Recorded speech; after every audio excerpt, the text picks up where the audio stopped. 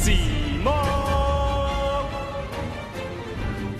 What's going on, guys? It's Cimo. So today I'm bringing to you my competitive tier list for the April 2020 format. Now, this is a bit odd, right? Because Yu-Gi-Oh! Is kind of like canceled for the foreseeable future, but there are a plethora of online tournaments taking place, and those tournaments are going to have a meta. So I want to make sure you guys are best equipped with the knowledge at hand so that you know what the best decks are, what the most represented decks are, again, at least in my opinion, so that way you can go into these events with the best chance possible to win any of the prizes those tournaments might be offering. So without further ado, let's go ahead and get right into it. Here we are over on Tier Maker. We have our 20 or so-ish decks down on the bottom. This is going from tier 0 all the way down to everything else. Keep in mind that the higher a deck is on this list, it is a combination of how strong the deck itself is, combined more so with the representation. So the decks that are going to be in the higher tiers are going to be the decks you're going to see more often, and then the lower we go down, the less often and the less powerful those decks are.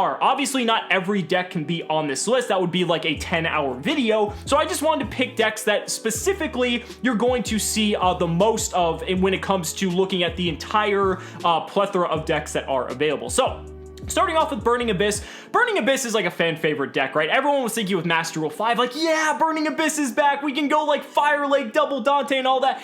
Yeah, you know, it's fun and all that. But I mean, the deck is like fine. I think it's a pretty solid, interesting deck. I wouldn't put it at anything. I don't even want to put it at Rogue, right? Like, I feel like people are going to play around with this deck just because the Master Rule allows you to play this deck much more freely than before. You might see it here and there. It has actually had a little bit of an impact in some of the online tournaments that have been taking place so far. I discussed that in one of my videos earlier in the week, but beyond that, I don't really think it really excels in any particular area aside from the fact that, you know, it's Burning Abyss, right? I mean, it's got all the good things going for it there. So I think that's gonna I'm pretty confident that it's going to be here, but you're not gonna see too much of it, which is why I'm putting it in this everything else category. Hero kind of also falls in that category for me. Some people would put this in the Rogue tier, but I personally feel like this is going to be in the everything else tier. Arguably, because you could put it in Rogue, you're gonna see it maybe more often than, say, something like Burning Abyss, because Hero didn't really suffer any hits on the most recent balance, aside from Malicious going to 2, which is a big deal, but you just need to have any other extender to replace that. But you still have the Plasma setups, you still have the explosive OTKs. Hero still has things going for it, but in terms of like overall representation, don't expect to be seeing Hero as much as you were in like the previous format, and that's why I kind of put it in the everything else category over like the Rogue category, just for example. Altergeist is going to be Rogue. This is going to be our first deck in the Rogue tier. This is definitely a deck you're going to see more of relatively compared to like Hero as well as Burning Abyss, but it really doesn't go above that. Yeah, it's going to get some support once Eternity Code comes out, when Eternity Code comes out, because who knows when that's going to be. The deck is perfectly fine. You know, it's your typical like trap-based control deck, but it's kind of been like hovering in this category for a while now. There's just so many cards that are just good against the deck, and it doesn't really have like any particular strong matchup, but some people still see success with the deck, and so that's why I feel pretty good putting it right there at Rogue.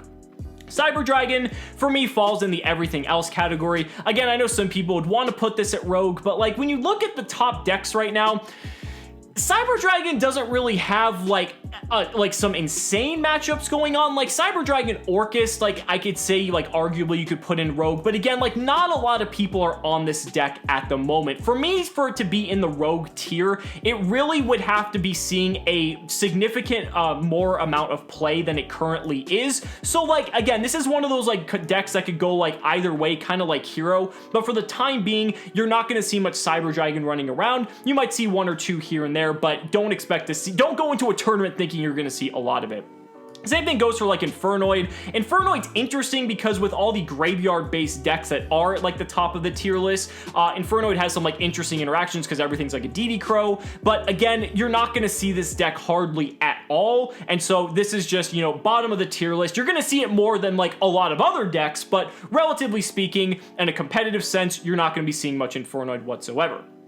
Invoke MCknight is going to go in the Rogue tier. This is actually a very solid going second deck. Matches up pretty well against some of the top decks of the format, and especially with Kaijus being in the mix as well. Kaijus are just very, very potent right now, and so being able to have access to those, the MCknights are really good. It's just a strong going second deck. Again, it kind of falters a little bit because it does a really poor job going first, and that's one of its biggest weaknesses, and so it's more like an anti-meta pick, but you are going to see this deck kind of like at the same level as like Altergeist, way more than these other decks here, but probably not more so than the other tier 1 or tier 2 decks. Guru Control is kind of in the same tier as Altergeist. Altergeist and Guru Control are like very interchangeable, even though they do some very different things. They kind of have a very similar game plan where they're trying to just establish their board and then just have a bunch of back row to kind of protect it, make their opponent play their game. And so again, there isn't really like anything really boosting these decks above that Rogue tier, so that's why I feel pretty confident putting Guru Control there. Again, you will see a fair bit, but not too much. Pendulum for me is an odd one. Like, I think I'm actually going to put this in the everything else category. Like, I think, like, you definitely would have it, like, above Infernoid, but, like, it's weird. Like, this deck seems like fine even in Master Rule 5, but like it hasn't really been doing that much. The deck is still going to see play. There are people who are just completely devoted to playing it, but in terms of the overall representation and the impact it's had on the format, it hasn't been putting up the numbers. And so I'm putting it in the everything else tier. Again, it could be up in the Rogue tier, who knows, but it's in that like kind of like that neutral zone where it's not really doing anything, but this is one of the most explosive decks in here, so just be mindful that there are going to be some people that are playing it. Mystic Mind, oh boy, okay. So I'm actually going to put this in Rogue tier. Mystic Mind for me is just like, it's such a good deck. Like, yeah, there's not many top decks that have inherent outs to this, and I'm talking specifically about like Mystic Mind Burn, not like people just side decking Mystic Mind, like the actual deck. I have more faith in a deck like this than I would of like some of these other decks, and that also is more tied to the fact that I feel you're gonna see more people trying to play Mystic Mind just because people are just really fond of trolling other people and are just enjoy the fact that it's like, if you don't have the out to Mystic Mind, you pretty much just lose that game. This is debatable. Again, you could have this down here, but just from representation, this deck sees a pretty sizable amount of play, and it is something that you should definitely think about in your deck building to maybe have some outs, definitely in your side deck, but maybe even your main deck, just to ensure that you don't lose to this deck or other people playing this card in particular. It's that good. Now, Eldritch. So this is an interesting one. I'm actually going to put Eldritch in tier 2. Now, some of you guys might think I'm absolutely insane. I think this deck is so underrated right now. The way this deck lines up against some of the top decks of the format, it does a lot of really cool things, and I think people are overlooking it. Now, again, this is my opinion. I could be completely wrong. I could put it in the Rogue tier, but from what I've been seeing online in some of these online tournaments that have been taking place, in Dueling Book, different things like that, there are a lot of good players that are messing around with Eldritch. This deck is very interesting, and so do not write this deck off whatsoever. This deck is very, very scary if you do not know how to play against it, and is not like playing against your traditional Altergeist or Guru Control. There's a little bit of hype around this deck right now, so if that hype decides to fade, this deck might fall more into the Rogue tier. This is kind of like the true Draco of our format, so be very careful. This deck is very, very good. Adamantipator, another Secret Slayers deck. I'm going to throw this down in the Rogue tier. The reason for that is I'm kind of inclined to put this in the everything else category, but there is a lot of hype around this deck because it's new, it's a combo deck. A lot of people just genuinely enjoy playing the deck because it's a lot of fun, but it definitely has a lot of weaknesses as well, just like just like a lot of other combo decks do. It has a very significant problem with being reliant on the normal summon. A single disruption can end a lot of its turns, very susceptible to Nibiru, all these different things, but it is still a very devastating deck. It is a combo deck which people enjoy playing. So again, this is kind of like in a similar light with Eldritch, where I feel like it could bump down a tier when the format kind of progresses. People realize it's not as good, but for the time being, there are going to be people playing this deck because the boards this deck can make are pretty damn impressive. Next up, we have Orcas. I'm actually gonna put Orcas in the tier 2 category, and that's for a couple reasons. First off, we have, when it comes to Orcas, the fact that you have Dragon Buster Destruction Sword, which basically shuts down like 80% of the meta if they rely on the extra deck in any way, and that's backed by Dingirsu and whatever else your board is able to assemble turn 1. The deck's very good going second. When Eternity Code comes out, this deck is going to get even stronger, and so again, this might be a bit of a rogue pick. Again, it depends on whatever the meta is for any particular event, but people have been playing Orcas more and more now that a card like Dragon Buster and Union Carrier are basically playable, so I want to put this a little bit higher than most people might, but just because you're able to just shut out the opponent, this deck is very, very scary.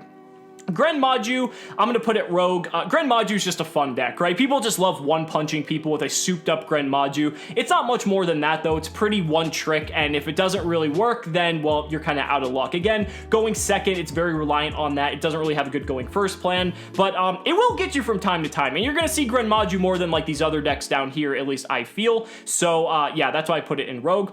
Salamangreat, this is our first tier 1 deck. We haven't had any of the tier 1 decks yet, but this deck has just proven that it deserves to be tier 1. All around, just very solid deck. Kind of could just handle all of these decks in different ways just in the main deck itself. It's got outs to pretty much everything. It's just a very good deck. It's proven itself over the past several formats. Not really much that needs to be said. Water. So Deep Sea Deva went to 3, but I want to put this on here simply due to the fact that there is a small collective group of people that are just really hyped to play Water with Deva at 3 and just play Water in general. Again, this is a going second OTK deck, just kind of kill them in one turn kind of thing. You're not going to see this too much, but just be mindful there are some people messing around with this now that there's 3 Deva. Man, could Water get any more support and still not be played? That's how crazy Yu-Gi-Oh is. Now we have Rocket Dragon Link. I'm putting this in tier 1. This is going to be the combo deck of the format. This deck just keeps progressively evolving more and more. So many crazy things. I mean, now this deck is able to incorporate stuff like the Force Strix lock and being able to just do the, the Rise Strix with the Cimoooooooo Bird of Kings loop. Like, this deck just continues to impress me the more and more I see it, and you don't even have to do those gimmicky things. The deck is just very, very powerful, and if there is anyone who loves playing combo, they are going to deviate to that particular deck. So Rocket Dragon Link, tier 1. Next up, we have Shadal's. I'm putting this at the top of tier 1 because this is probably the best deck of the format. The deck, as well as all the other tier 1 decks, suffered no hits on the most recent Forbidden and Limited list, which is insane, by the way. And yeah, Winda is just one hell of a card. If you're going into any event, make sure you have your game plan for Winda. Otherwise, scooping game 1 if you lose the die roll is not really a good plan. The deck is just so incredibly good. And yeah, it's going to be around for a while. Hopefully the June ban list clears this up or whenever we get the next one. But yeah, I don't think people are going to be disappointed to see Winda go anytime soon. Yeah, Coronavirus, tier 0, needs to be banned instantly because this right here makes all these other decks unplayable. So yeah, we need to address this card immediately. Dinosaur, obviously I'm kidding. Dinosaur, I'm putting it tier 2. I'm actually putting this at the top of tier 2. Dinosaur is like teetering on the edge of tier 1 in my eyes. If I had like a tier 1.5 slot, I'd probably put it there. Very, very explosive deck. It struggles going first, but other than that, if you're gonna play a going second deck this format, Dinosaur is probably the way to go. It's 1 YCSs, it's got consistent tops over the past several formats. It's just very solid. It hasn't really lost anything in the past few ban lists either. Just probably the way to go if you're going to do anything. And last but not least, one of people's either most loved or most hated decks being Zodiac. This deck is not really going to do a whole lot. There's the whole, the Link monster that's like 4K attack that like can't be affected by monster effects. That like that's like their new win condition.